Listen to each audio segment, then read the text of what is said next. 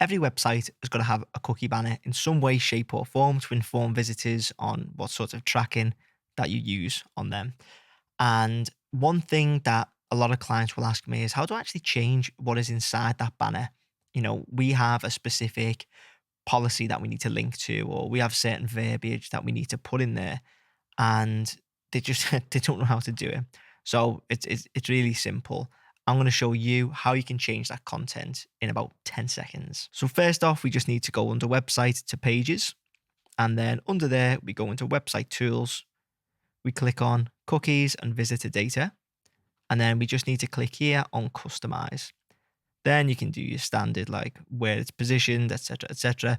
But the content is here. So this is what's called the disclaimer text, and you can put in whatever content you want basically. So you can link to policies, you can put whatever legal jargon you wish in here.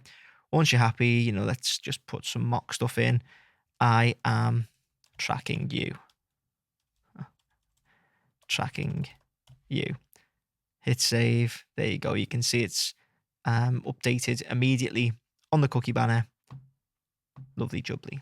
So hopefully you found that useful. If you did, please make sure to leave a like and hit subscribe. And if you want me to build your Squarespace website, you can get in touch using the links in the description.